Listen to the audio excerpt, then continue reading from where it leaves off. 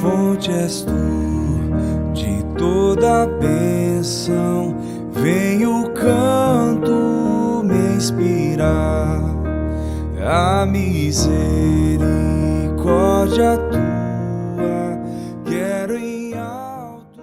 Romanos capítulo 5, do versículo 1 ao versículo 5. Tendo sido, pois, justificados pela fé, temos paz com Deus, por nosso Senhor Jesus Cristo, pelo qual também temos entrada pela fé a esta graça, na qual estamos firmes e nos gloriamos na esperança da glória de Deus. E não somente isto, mas também nos gloriamos nas tribulações, sabendo que a tribulação produz a paciência, e a paciência a esperança. E a esperança não traz confusão, porquanto o amor de Deus está derramado em nossos corações pelo Espírito Santo que nos foi dado. Senhor Deus, obrigado por tua palavra, Senhor, nesta noite. É uma passagem maravilhosa das Escrituras, Pai, onde vamos poder olhar para os frutos da justificação pela fé. Quantas bênçãos, Pai, o Senhor tem reservado, preparado, guardado para o seu povo, ó Deus. Cada cristão tem a promessa na palavra de que terá sua vida transformada por esses frutos da justificação pela fé. Grandes frutos, frutos maravilhosos, que vão começar na nossa vida aqui e vão continuar por toda a eternidade. São coisas muito grandes, mas que pela tua infinita graça, Senhor, o Senhor quis compartilhar, trazer ao seu povo como um grande presente. Que possamos olhar para essas promessas aqui hoje, para a maneira como ela se revela e como ela se concretiza nas nossas vidas, ó Pai. E que possamos com temor, com reverência e com alegria, Senhor, viver as nossas vidas, Pai, diante da Tua face. É o que eu oro, meu Pai, em nome de Jesus. Amém. Quem aqui já fez algum investimento em alguma coisa ou em uma pessoa e não deu certo? E você ficou decepcionado? Eu tenho certeza, em uma escala menor ou maior, todos vão dizer sim. Algum momento da vida a gente investiu em alguma coisa, em uma pessoa e não deu certo. No dia 16 de março de 1990, o presidente Fernando Collor de Mello anunciou o confisco da poupança e de outros investimentos, com a justificativa de controlar a inflação. Por meio dessa medida, cerca de 80% do dinheiro aplicado nos bancos ficou retido. Além de não resolver o problema da inflação, o confisco da poupança trouxe terríveis consequências para os brasileiros daquela época. Os mais antigos aqui vão lembrar da época que o Collor confiscou as poupanças. Eu era criança, mas eu lembro das notícias nos jornais desse confisco das poupanças. Consequências terríveis. Muitos negócios acabaram. Houve adiamento de casamento, cancelamento de viagem. Muitas pessoas ficaram tão deprimidas que tiraram até a própria vida. Além disso, com o fechamento de muitos negócios, funcionários perderam seus empregos. Mas a consequência do plano Collor não foi só a quebra dessas pessoas, das empresas, né, das pessoas perderem seus negócios. Uma das principais consequências foi a quebra da confiança. A partir daquele momento, as pessoas perderam a confiança em aplicar o dinheiro numa poupança. Era algo que as pessoas faziam cegamente, sem se preocupar. Eu tenho um dinheirinho aqui que sobrou, o que eu faço com ele? Vou colocar numa poupança. Depois que o Collor fez isso, essas pessoas dessa época ficaram bem desconfiadas. Eles investiram, muitas pessoas investiram toda a sua renda numa poupança e depois não podiam mais sacar esse dinheiro no banco.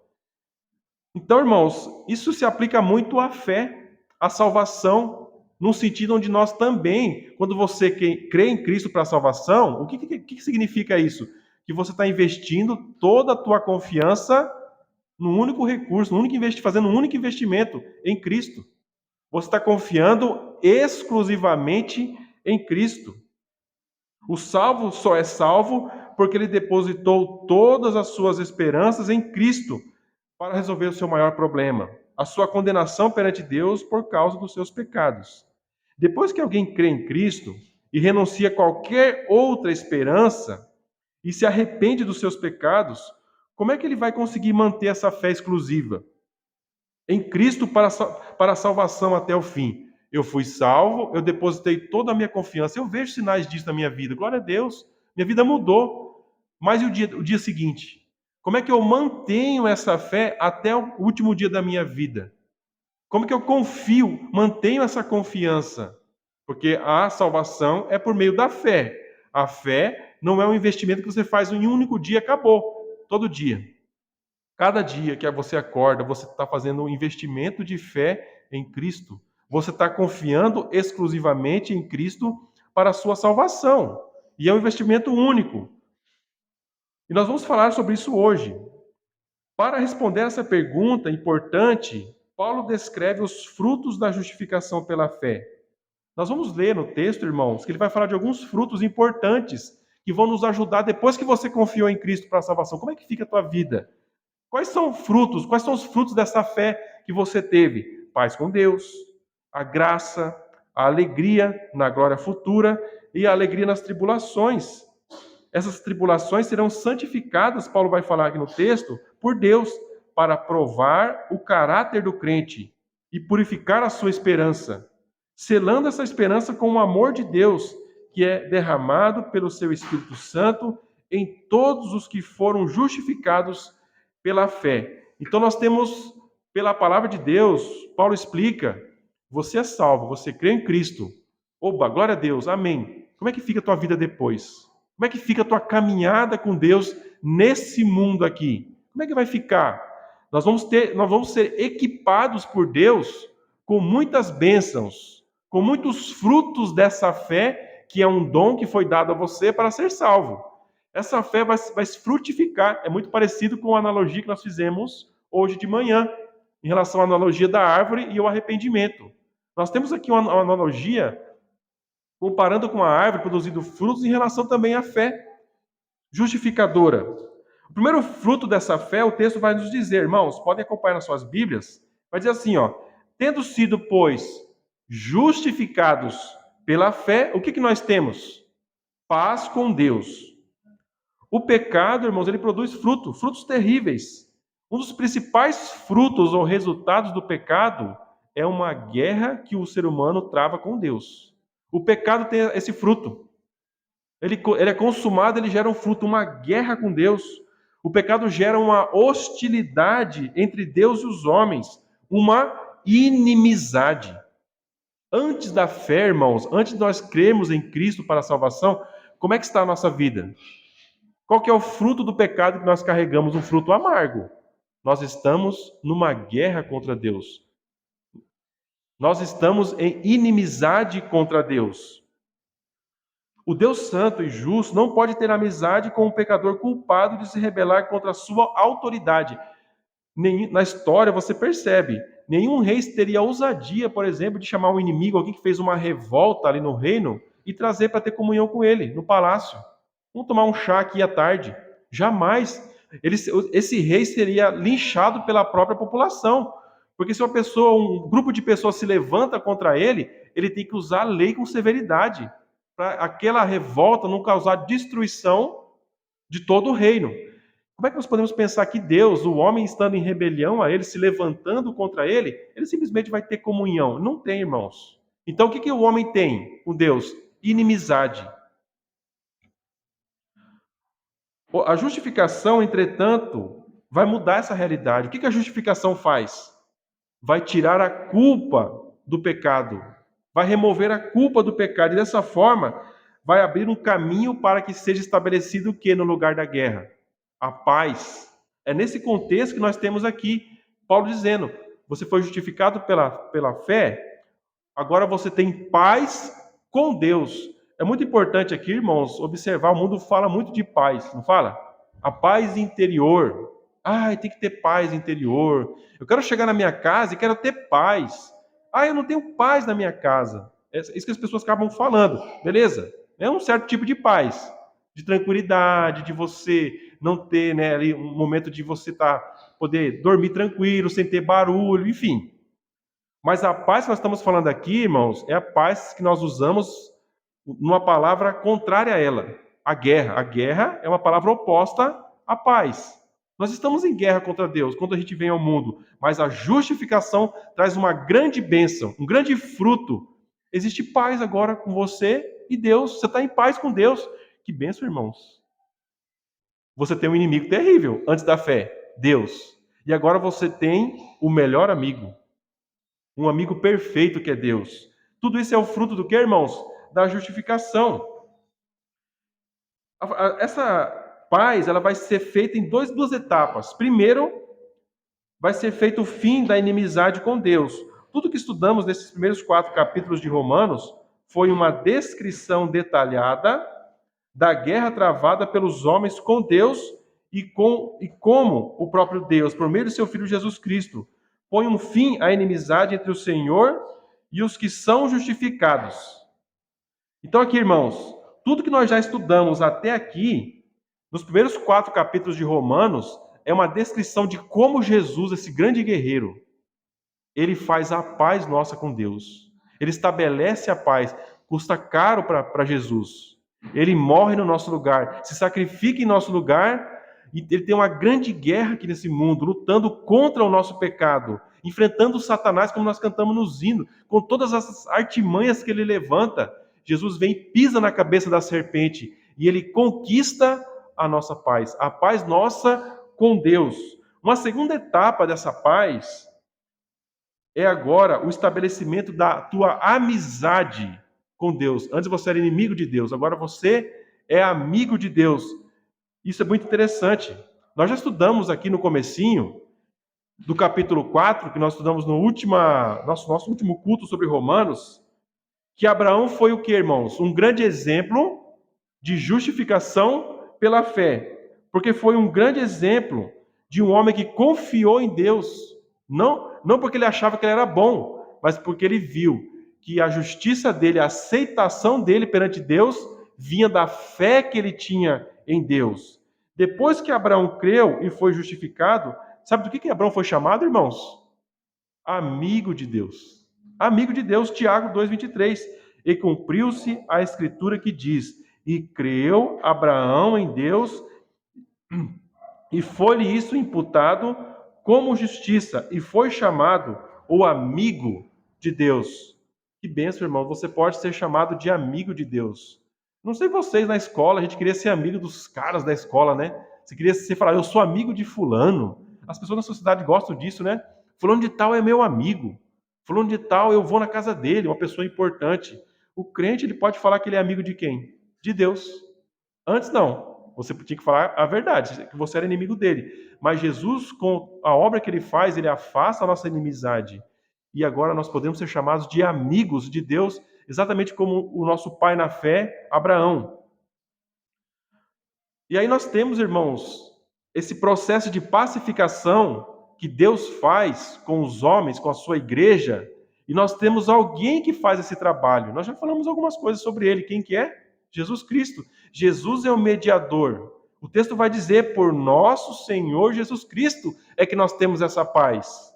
O nosso Senhor Jesus Cristo é o grande e único mediador do pacto da graça. Nós podemos dizer que é um grande pacto de paz. Os homens não falam disso quando os países estão em guerra? Que foi selada a paz, assinam acordos de paz. Nós não assinamos um mero acordo que pode ser quebrado. Deus faz um pacto conosco com o sangue do Filho dele que é derramado. E nós temos paz com Deus, verdadeira paz. Não é aquela paz que o mundo prega, é a paz interior, subjetiva, pessoal, que depende de momentos. Você está na tua casa, agora eu quero ter um momento só meu. Aí vem teu filho e começa a gritar e brigar um com o outro. Acabou a tua paz. Né? Então, não é essa paz que a gente está falando. É uma paz muito mais abrangente, irmãos, eterna. Envolve consequências eternas. E muito dessas consequências eternas a gente não sabe. Porque envolve o quê? A vida eterna. E você está lidando com isso agora, você está resolvendo isso agora. Você tem Cristo na tua vida, você confia nele para a salvação, você está andando com ele em fé. O que você tem com Deus, irmãos? Você pode trazer sobre a tua vida e confiar. Você tem paz. Paz com Deus. Se não fosse bom isso, né, nós temos mais coisas. O texto vai nos dizer que nós também recebemos a graça, acesso à graça. Não somente temos paz, mas a graça. Os crentes justificados têm uma pacífica amizade com Deus, que é embelezada com a graça do seu amor. Não só paz, graça. A pessoa que usufrui do amor de Deus está num eterno estado de graça. Deus se deleita em cada um que depositou sua fé em Cristo Jesus, com alegria e comunhão perfeita, ininterrupta, constante. A nossa vida, na verdade, antes de conhecer a Cristo, o que é? É marcada por quê, irmão? Desgraças, tragédias, péssimas escolhas. Ou religiosos, talvez, como muitos de nós que fomos nos bancos da igreja, né? Marcada pela desgraça da hipocrisia religiosa, né, irmãos? Frequentando bancos como eu, por exemplo, 23 anos da minha vida sentado em bancos, participando de atividades na igreja, mas vivendo uma desgraça religiosa. Porque não existia uma fé realmente que existia paz sobre a minha vida. E graça real. Graça, irmãos, é uma palavra muito abrangente, envolve esse presente que Deus nos dá, mas envolve um outro lado, irmãos, de Deus olhar para você e se agradar de você. Como nós lemos na Bíblia vários exemplos. Fulano de tal achou graça aos olhos de tal pessoa. Nós temos assim vários exemplos na Bíblia. Deus olha para nós e ele vê graça em nós. Por meio do Senhor Jesus Cristo, nós temos acesso à graça. O texto vai dizer, né, pelo qual também temos entrada pela fé a esta graça. Novamente, nós marchamos no nosso sermão, aqui no nosso estudo, e um nome que sempre percorre cada etapa: Jesus Cristo. Jesus Cristo. O texto vai dizer, pelo qual também temos entrada pela fé a esta graça. O texto é mais ou menos assim, a palavra entrada aqui significa introdução. Jesus nos introduz nessa graça. Jesus Cristo é o mediador da paz com Deus e também o responsável por introduzir todos os justificados pela fé a esta graça. Nós não nascemos neste estado de graça com Deus, irmãos, essa é a ideia. Nós nascemos em desgraça, em desonra, em humilhação, e uma palavra terrível, nós nascemos mortos espiritualmente. Nós estamos mortos para o reino de Deus, mortos para a vida com Deus. Mas quem que nos introduz no reino de Deus, nessa graça com Deus, nesse congraçamento, nessa alegria e comunhão bendita que nós temos com Deus? O Senhor Jesus Cristo. Por natureza, nós somos filhos da ira e inimigos de Deus. Jesus é o que nos introduz nessa maravilhosa graça. Nós jamais poderíamos ter alcançado tão elevado estado de graça se Jesus não nos tivesse pegado pela mão e tivesse nos conduzido como se conduz uma pessoa cega, uma pessoa sem pernas. É assim que Jesus nos conduz e nos apresenta, e apresenta criminosos que foram perdoados perante o Rei da Glória. E nós podemos beijar a mão de Deus por meio de Cristo. Podemos ter comunhão, entrar numa audiência com o Senhor da Glória e termos congraçamento com Deus por meio do Senhor Jesus Cristo. Jesus nos conduz à presença do soberano Criador e Senhor de todas as coisas. E por meio dele podemos beijar suas mãos e estar em sua presença, não só por algum momento, como as pessoas faziam na antiguidade para ver os reis, para ter um pequeno momentinho de poder lá cumprir ali uma solenidade, estar na presença do rei por alguns segundos. Quando o rei vinha para cá, para o Brasil, quando na época de Portugal, as pessoas faziam filas enormes para poder beijar a mão do rei. Pessoas faziam filas enormes, o rei nem aguentava mais estender a mão, doía a mão de tanto que as pessoas queriam ter essa oportunidade, esse gostinho de ter um breve momento com o rei. Nós podemos estar eternamente com o Rei da Glória por meio do Senhor Jesus Cristo. Não um breve momento, mas uma comunhão eterna. O céu não é isso, irmãos? O céu não é isso? Você não vai estar por 5 segundos na presença de um rei humano. Você vai estar diante do Rei da Glória por meio do Senhor Jesus Cristo. Ele te introduz nesta corte real de graça e misericórdia. O texto vai continuar que nesta graça na qual também nós estamos firmes, o justificado pela fé não recebe somente o acesso, a entrada a esta graça, mas também a firmeza para permanecer nela. Pensa bem, irmãos, o cenário que tem que ser montado aqui na nossa mente você é um criminoso. Pensa num rei, na posição que ele tinha de julgar homens e mandar matar o que ele quisesse. Você está ali com um monte de crimes. Jesus te apresenta ali não como um criminoso sem perdão e sem justificação, mas justificado pela fé. E não só Deus ele vai ter que tolerar a tua presença ali, você é inconveniente, mas ele tem que te tolerar por causa de Cristo. O que o texto diz? Que você foi introduzido na graça. Você tem acesso à graça. Mas o texto não fala só isso, que você tem acesso. Você pode estar firme nessa graça. O justificado pela fé, então, não vai receber só o acesso, mas a entrada permanente. Os ímpios, como diz o Salmo 1 vai dizer o quê? Como eles são, irmãos?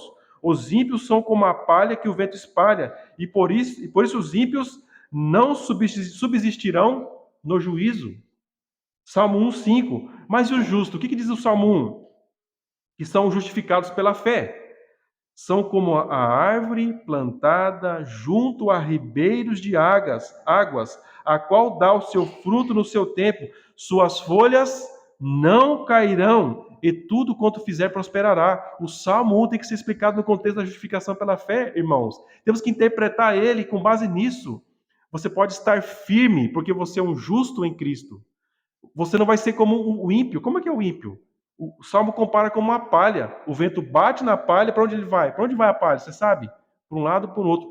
Vai dizer que o ímpio não vai subsistir, ele não vai conseguir permanecer firme no dia do juízo. Mas o salvo, e o que foi justificado pela fé, ele vai ter firmeza, firmeza eterna. Irmãos, isso aqui nada mais que é Filipenses 1:6, dito de outra forma. O que diz Filipenses 1:6? Tendo por certo isto mesmo, que aquele que em vós começou a boa obra há de aperfeiçoá-la até o dia de Jesus Cristo. Dito de uma outra forma, tendo sido, pois, justificados pela fé, temos paz com Deus por nosso Senhor Jesus Cristo, pelo qual também temos entrada pela fé a esta graça na qual estamos firmes. Que grande privilégio, irmãos. Você tem a paz com Deus, você tem o acesso a essa graça e você tem a misericórdia de estar firme nessa graça por toda a eternidade, estar ali firme. O ímpio vai ser varrido da presença de Deus, mas você vai estar firme. Todo o contexto dos Salmos, quando você lê 10.000 estarão ao teu lado, não sei quantos mil à tua direita, mas tu não será atingido, tem que ser interpretado nesse contexto, irmãos, da justificação pela fé. Há um dia de juízo que vem. Todos os textos bíblicos apontam para isso. E esses duas pessoas, dois grupos de pessoas, os justificados pela fé e os ímpios, que não quiseram, ou que rejeitaram a oferta da salvação em Cristo, serão como um vento, como palhas ao vento, não permanecerão firmes no dia do juízo. Nós temos outras bênçãos. Nós vamos ter também a bênção da alegria, na esperança da glória de Deus no futuro. O justificado vive pleno de alegria, porque sua salvação está firmada em 3 âncoras do tempo. Eu denominei aqui de âncoras do tempo. O que é uma âncora? É um pedaço de ferro que existe no navio. Se tem uma tempestade ou o navio precisa ficar parado em algum lugar, eles soltam aquela âncora no fundo do mar.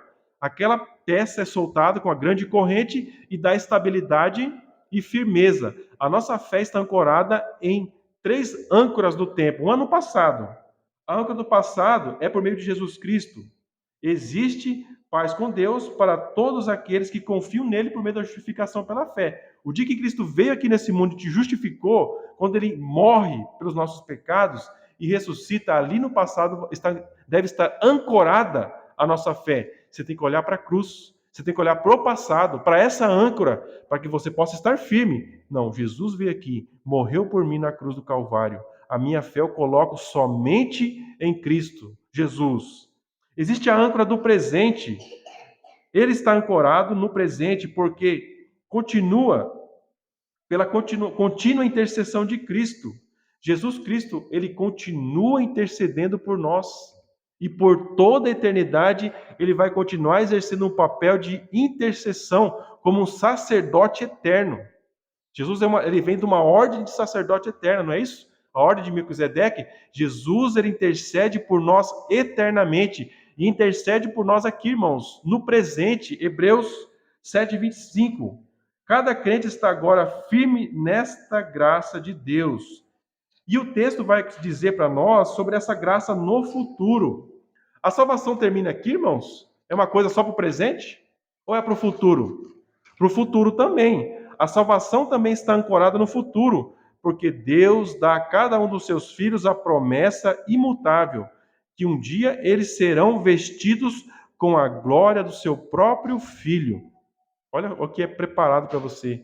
Quando nós pensamos na salvação ou nas alegrias que nós temos da justificação pela fé, que é um dos frutos, nós devemos buscar ela também no futuro que está reservado para nós. O que está reservado para nós, irmãos? A nossa glorificação. O que é isso?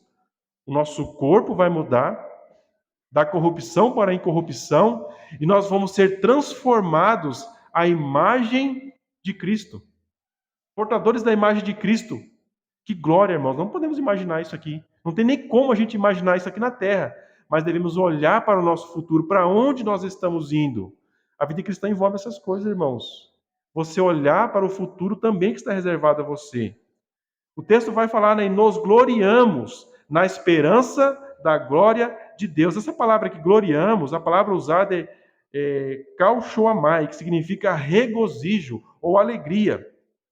Somente aqueles que nesta vida forem justificados pela fé e com isso possuem a paz com Deus e o acesso à sua graça por meio de Jesus Cristo, é que podem ter a alegria na esperança da glória de Deus que virá no futuro.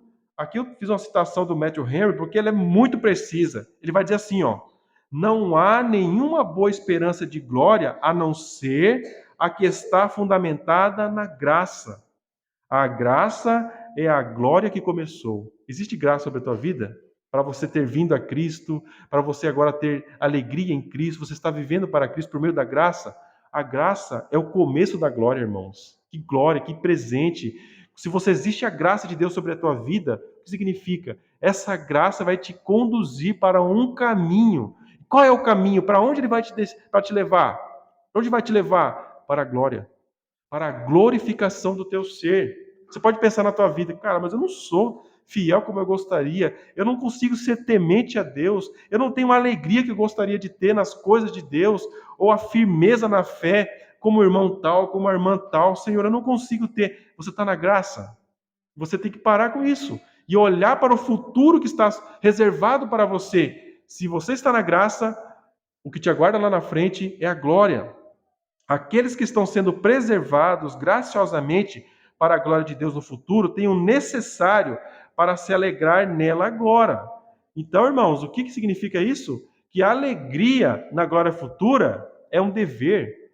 Porque a graça que Deus nos dá hoje aqui, ela existe para a gente poder suportar e enfrentar as lutas que temos que enfrentar, como Paulo vai dizer em outras passagens, que a nossa breve tribulação não há de se comparar ao peso de glória eterna que nos está reservada. Então é um dever nosso o que, irmãos? Nos alegrar nas coisas de Deus. Nos alegrar na glória futura que está reservada a nós. Versículo 3. Existe glória no futuro. Paulo agora vai mudar e vai falar de um outro tipo de alegria que o cristão vai ter, o justificado pela fé. A alegria nas tribulações. E não somente isto, mas também nos gloriamos nas tribulações, sabendo que a tribulação produz a paciência. O texto não diz que o crente irá se alegrar apesar das tribulações, que é o que muitas vezes a gente entende lendo rapidamente. Eu estou sofrendo, mas apesar do meu sofrimento eu estou feliz. Não é o que Paulo fala. O que o texto diz? Que é nas tribulações que nós vamos encontrar o que, irmãos? A alegria. Note como existe um crescendo em intensidade, abrangência e pureza nos frutos da justificação. Paulo fala de paz, Paulo fala de graça, fala da glória e alegria que são reservados aos salvos. Quando pensamos que a lista está concluída, o que Paulo fala no começo do texto? E não somente isto. Tudo isso já é uma grande coisa, não dá, você nem poderia imaginar que poderia ter mais. Paulo fala, e não somente isto, mas também nos gloriamos nas tribulações. O salvo também terá alegria nas tribulações. A palavra usada aqui, irmãos, é muito importante.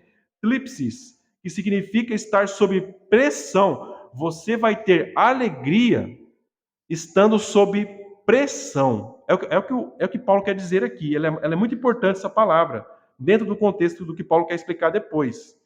Esse termo era usado quando alguém estava espremendo azeitonas ou em uma prensa para extrair óleo, ou espremendo uvas para extrair o suco. Eram grandes pedras que rolavam sobre outra pedra ali, né, plana, e ela rolava e espremia até sair o óleo da azeitona, ou então espremia a uva até sair o vinho ou o suco da uva, né?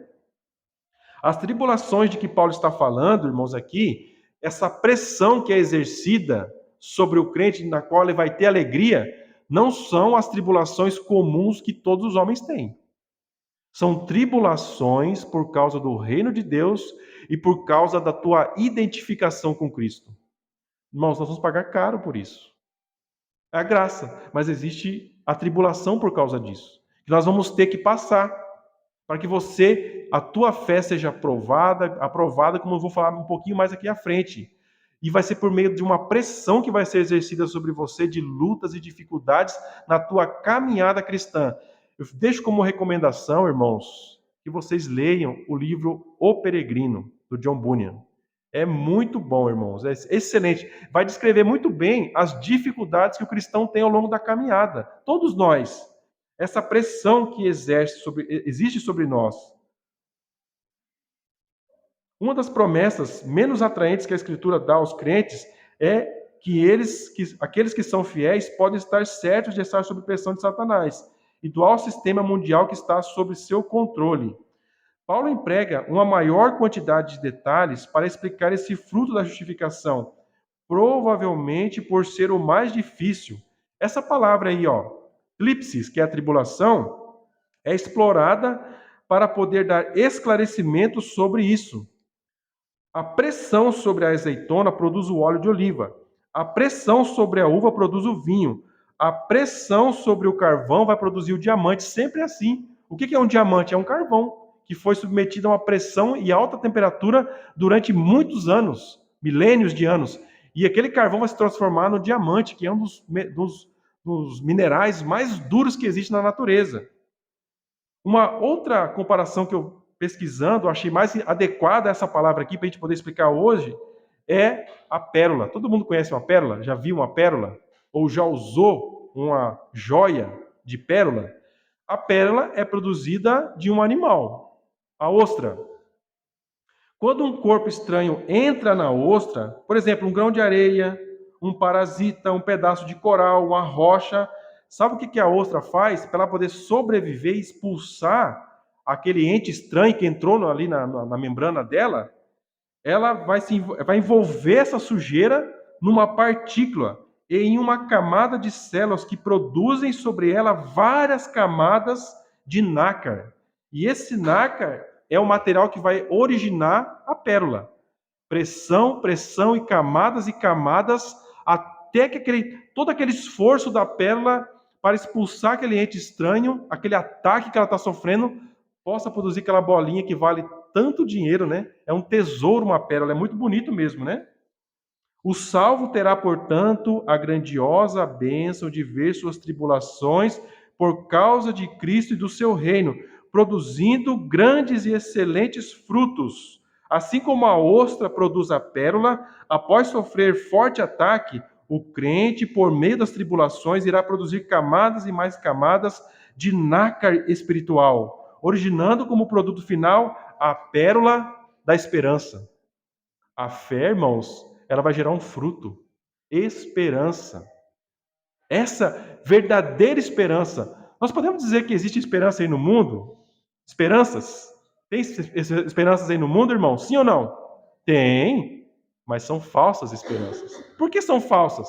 Porque elas vão ser provadas. Elas vão ser purificadas aqui também no mundo. Vão ser aprovadas? Não vão ser aprovadas. Vão produzir pérola? Não vão produzir pérola. A verdadeira fé, a justificação pela fé vai produzir um fruto, irmãos, com base nessas tribulações que o crente passa. Esperança. Uma verdadeira e pura esperança, uma verdadeira joia da graça. Uma joia que Deus embeleza o seu povo, uma joia da esperança. A tribulação aqui vai produzir, a primeira fruto que ele vai apresentar, eu vejo isso como camadas, porque uma coisa vai produzindo outra. Por isso o exemplo da pérola ajuda muito a entender. O texto vai dizer que a tribulação aqui, que esse processo de pressão vai produzir uma joia. A primeira joia que o texto vai nos dizer, irmãos, é a paciência. A tribulação não produz paciência ou perseverança. Ela também carrega a ideia de resistência, a capacidade de continuar e trabalhar em face da forte oposição e grandes obstáculos. A tribulação em si, ela não vai produzir paciência. Por quê, irmãos? Porque é Deus quem vai produzir essa paciência usando a tribulação. Como eu disse, todas as pessoas têm problemas, passam por tribulações. Mas o que Deus vai fazer com as tuas tribulações? Ou com as tuas tribulações por causa do reino de Deus? Vai santificar elas, para que elas sejam usadas para formar pressão sobre você, para purificar a tua vida, purificar a tua esperança, produzindo paciência ou perseverança. Irmão, isso é muito difícil. Você só vai aprender a perseverar se você estiver sob tribulação, sobre o fogo das tribulações e das lutas. Senão você nunca vai saber o que é perseverar. E o crente precisa aprender a quê? A perseverar. Perseverar na fé, perseverar na graça. Nós somos salvos pela graça. Nós temos que perseverar nela. Por meio da luta diária, enfrentando oposição, enfrentando ataques. Deus não é, mas Deus nas e com as tribulações irá por sua graça produzir paciência. As tribulações dos crentes são santificadas para ser um instrumento útil para produzir paciência.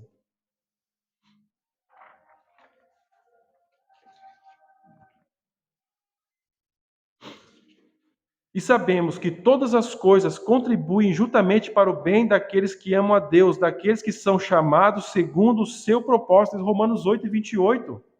Todas as coisas na vida do crente vão cooperar para que ele contribuir para que ele possa amar mais a Deus, servir mais a Deus. Essa é a grande bênção, irmãos, das tribulações. Elas não vão. O que a tribulação faz com o mundo? Vai produzir ansiedade, depressão, crise de todo tipo, e às vezes vai produzir a pessoa se volta contra Deus diante dos problemas, não é assim, irmãos? Se torna pessoas desesperadas, vai para os vícios, vai para tantas outras coisas. Está desesperada. Mas e o crente? O crente não, irmãos. Todas as lutas que parece que vai destruir a vida da pessoa, vai ser usado por Deus para produzir vida, esperança. Por que a gente se reproduz? Por que os animais se reproduzem? Porque tem a esperança da vida. Eu posso me reproduzir, ter minha família, ter meus filhos. Se nós tivéssemos certeza que daqui, sei lá, eu sou solteiro, um exemplo, e daqui 2 anos vai ter uma bomba atômica que vai explodir tudo. E você vai se reproduzir? Se você tem certeza, você não vai fazer isso. Você não tem esperança de que você vai viver para isso. Por que eu vou colocar criança no mundo que eu sei que vai ter uma bomba, sei lá, que vai explodir tudo? A gente só tem nossos filhinhos, ou a gente vai trabalhar, a gente cuida da nossa saúde, porque nós temos esperanças. E a esperança que nós estamos falando aqui, irmãos, são esperanças eternas. A paciência vai produzir outra coisa. Vai produzir experiência, como o texto vai dizer. A paciência produz dokme, que é uma outra tradução mais correta seria caráter provado. Então, essas tribulações vão produzir paciência e a paciência vai provar o teu caráter. E esse tempo de provação e pressão vai fazer você no final ser aprovado. O teu caráter de fé em Cristo vai ser aprovado. Paulo empresta esse termo do processo de purificação de metais preciosos, como a prata e o ouro.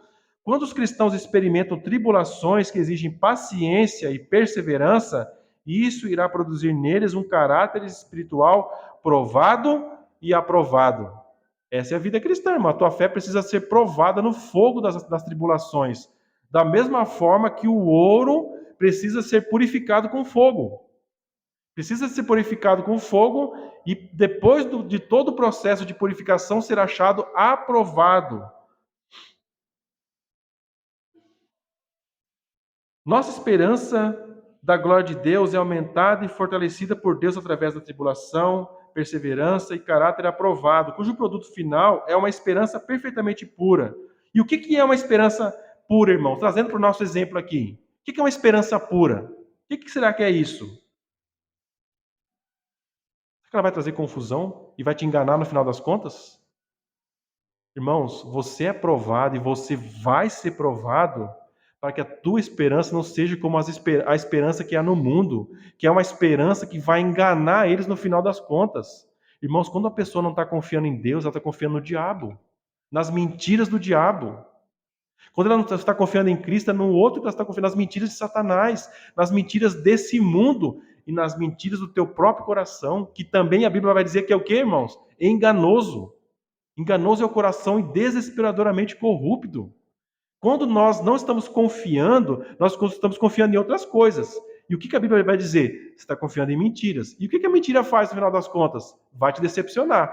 Não é assim que a política, que o pessoal gosta de usar muito esse exemplo, né? Cada 4 anos o cara chega, faz um monte de promessa. Demorou 1 ano, 2 anos, as promessas não são cumpridas. Você foi enganado de novo. Mas a promessa que nós temos, a esperança que nós temos, irmãos, ela não vai nos enganar. O texto vai dizer, ela não produz confusão. O que é confusão? Decepção. Você já ficou decepcionado com alguém? Eu já, constantemente. Ou você já ficou decepcionado com você mesmo? Achava que ia se comportar de um jeito numa situação e você se comportou de outro. O que isso traz sobre você? Sentimentos de decepção, mas não essa esperança aqui. Sabe por quê, irmãos? Ela é levada para um lugar para ser provada. Como é que eu vou saber se realmente é verdade? Deus, ele leva todas as promessas que ele te dá para o fogo da aflição, para que você possa olhar para elas e falar, amém, eu confio. Eu posso falar que é verdade, porque eu passei por tanta coisa e Deus me sustentou. Eu passei por tanta dificuldade na minha vida cristã, mas eu estou aqui firme pela graça. Não sei nem como, mas eu estou aqui hoje sendo sustentado de uma maneira que eu não sei nem explicar. Assim é, irmãos, assim é a gloriosa esperança que nós temos.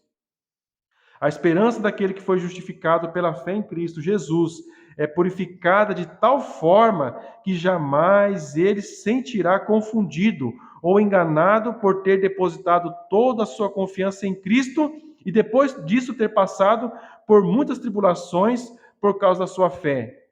Essa não é a realidade dos incrédulos e que se recusam a confiar em Cristo. Eles ficarão eternamente envergonhados e confundidos.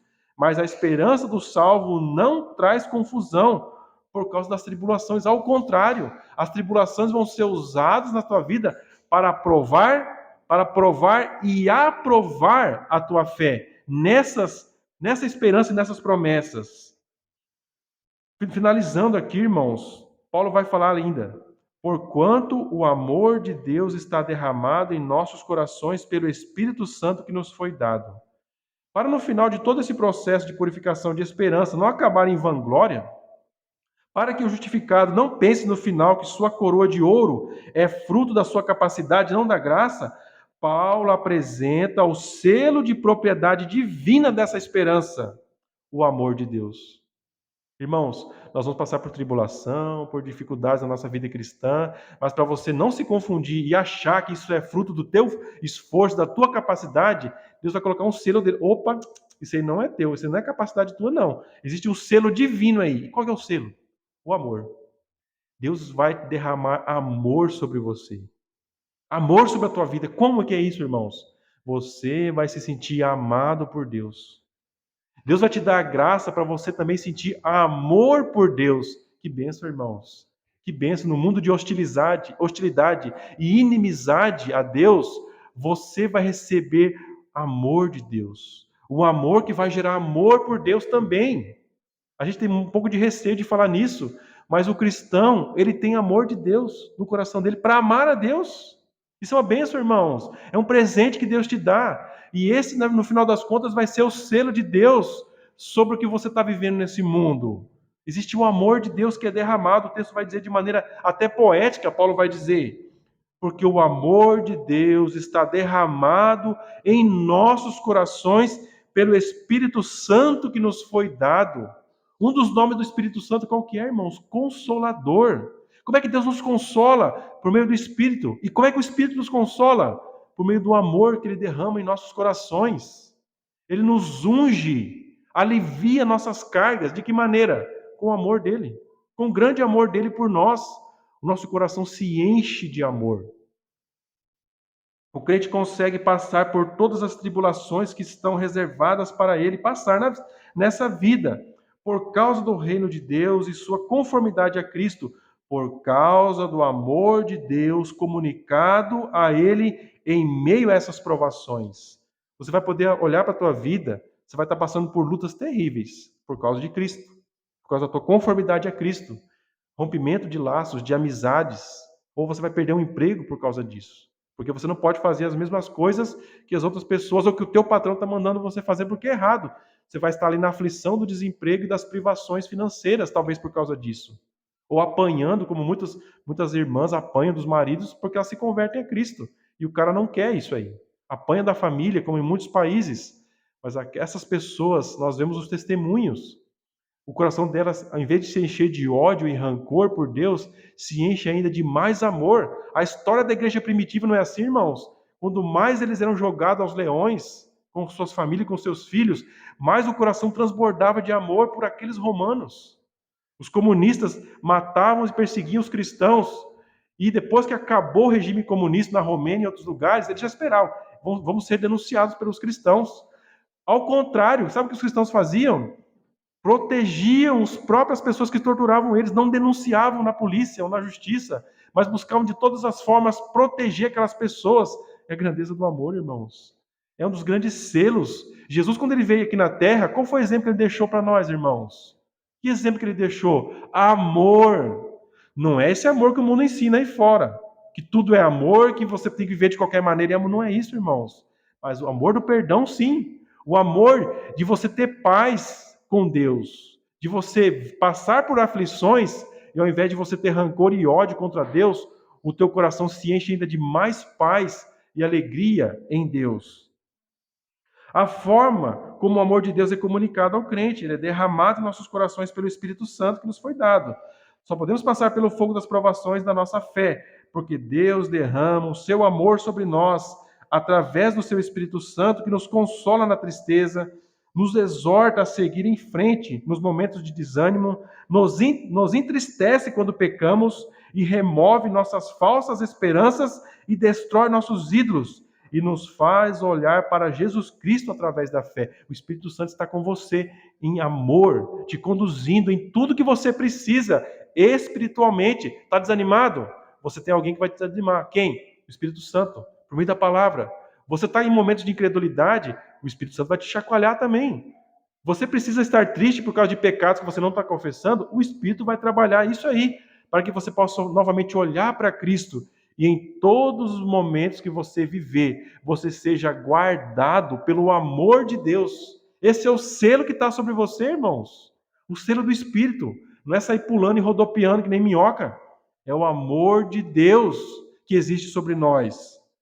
A conclusão, irmãos, a vida cristã se inicia por meio da fé e de igual modo ela deve terminar. Paulo vai falar em Efésios 2:8, pela graça sois salvos por meio da fé.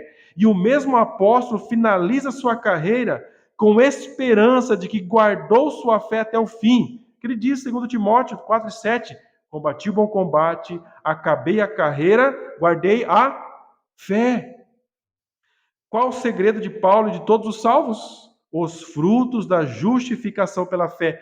Nós falamos aqui, irmãos, no culto: paz, graça, alegria na glória futura, alegria nas tribulações. Essas tribulações, por sua vez, vão ser santificadas por Deus para produzir perseverança, vão provar nosso caráter e vão trazer esperança pura, que não pode jamais decepcionar ou trazer confusão, porque essa esperança é selada com o amor de Deus que é derramado pelo Espírito Santo. Será que tem como falar mais? Eu poderia falar mais bem dos irmãos aqui do que essas maiores? Quantas coisas existem sobre a nossa vida, irmãos? Nós precisamos cavar nas Escrituras, buscar nelas a esperança que é reservada para nós. Quando nós pegamos a Bíblia e nós estudamos a Bíblia, irmãos, nós estamos escavando um tesouro que foi deixado para nós. Pois devemos orar, ler a Bíblia, meditar nela, estudar as Escrituras, porque é por meio dela, é esse material aqui que o Espírito Santo vai usar, irmãos, para nos consolar, para estar conosco e Quando a gente estiver lá no fogo da batalha, talvez você não vai ter teu esposo, você não vai ter teus filhos, não vai ter teu marido, não vai ter outros irmãos da igreja ou um pastor, você vai estar lá sozinho com Deus na tribulação. Quem que você vai estar lá com você? Deus, por meio do Espírito Santo, te conduzindo e te fortalecendo na caminhada cristã. Vamos estar orando, irmãos, agradecendo por que o Senhor tem nos trazido lições tão maravilhosas nessa noite.